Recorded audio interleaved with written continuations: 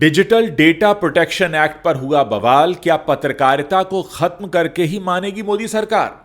250 से 500 करोड़ रुपए का जुर्माना, प्रेस की आजादी को कुचलने की है साजिश। बताएंगे आपको क्या है डीपीडीपीए और क्यों है यह पत्रकारों के लिए एक डेथ वारंट। भारत में मोदी सरकार एक बार फिर विवादों के घेरे में है। इस बार वजह है digital personal data protection act यानी कि डीपीडीपीए, जिसके तहत पत्रकारों पर 250 से 500 करोड़ रुपए तक का जुर्माना लगाने का प्रावधान लाया जा रहा है।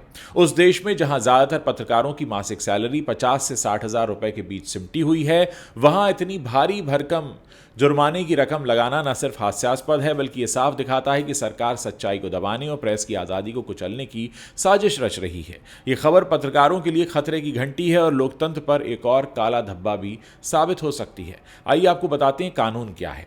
डिजिटल डेटा प्रोटेक्शन एक्ट के नाम पर मोदी सरकार ने एक ऐसा कानून पेश किया है जो व्यक्तिगत डेटा की सुरक्षा के बहाने पत्रकारों को निशाना बनाने की तैयारी कर रहा है। इसके तहत अगर कोई पत्रकार खोजी रिपोर्टिंग के दौरान किसी के निजी डेटा का इस्तेमाल करता है और उसकी सहमति नहीं लेता, तो उस पर 250 से 500 करोड़ रुपए तक का जुर्माना ठोक दिया जाएगा। सवाल यह है कि जिस देश में एक पत्रकार की पूरी जिंदगी की कमाई भी 1 करोड़ तक नहीं पहुंचती, वहां इतना बड़ा जुर्माना कौन चुका सकता है। यह साफ है कि यह कानून डेटा सुरक्षा के लिए नहीं, बल्कि सरकार के खिलाफ उठने वाली हर आवाज को दबाने के लिए बनाया गया है। 50 से 60 हजार रुपए की सैलरी और 500 करोड़ रुपए का जुर्माना। भारत में पत्रकारिता कोई चमक दमक वाला पेशा नहीं है।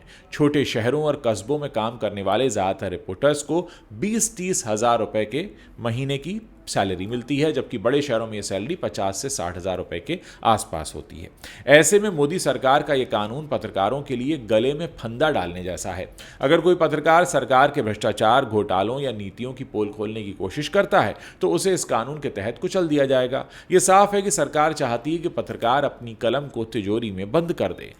क्या पत्रकारिता पर यह सीधा हमला है और क्या यह लोकतंत्र पर खतरा है?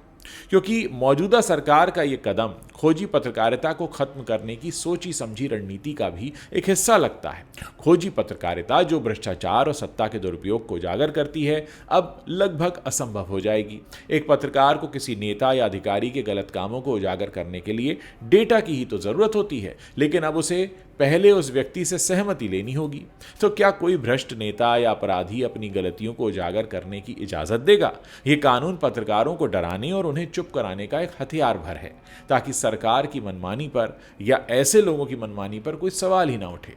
क्या यह प्रेस की आजादी को दफन करने की साजिश है? संविधान में प्रेस की आजादी को अभिव्यक्ति की स्वतंत्रता का हिस्सा माना गया है, लेकिन मोदी सरकार इस अधिकार को छीनने पर तुली हुई है।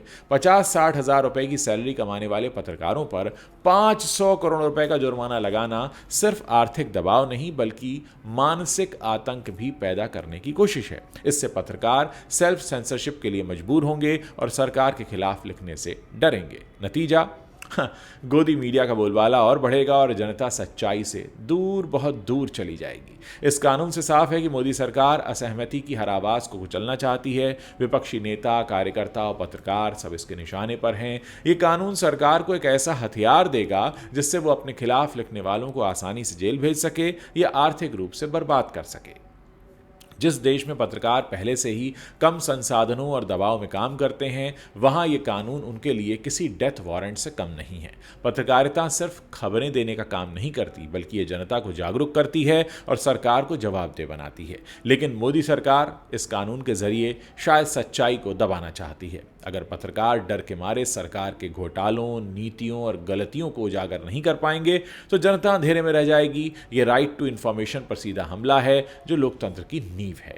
ये दिखाता है कि सरकार सच्चाई से डरती है। ये कानून अगर लागू हुआ तो पत्रकारिता का गला घुट जाएगा और लोकतंत्र सिर्फ नाम का रह जाएगा। सवाल ये है कि क्या जनता और पत्रकार समुदाय इस अन्याय के खिलाफ खड़ा होगा या चुपचाप इसे होता हुआ देखेगा और स्वीकार कर लेगा। वक्त आ गया है कि इस दमनकारी कानून के खिलाफ लोग सवाल पूछना शुरू करें, वरना सच हमेशा के लिए दफन हो जाएगा। और मुझे दफन पर याद आया, वो 300 साल पुराने औरंगजेब की कब्र खोदने से कुछ नहीं होगा। चिंता आज की कीजिए, अभी की कीजिए, आने वाले कल की कीजिए। 300 साल पहले जो हुआ था ना, वो हो चुका है, लेकिन अभी जो हो रहा है उस पर अगर आप नहीं जागते हैं तो आने वाली पीढ़ियां सवाल आपसे पूछेंगी और जवाब किसी के पास होगा नहीं।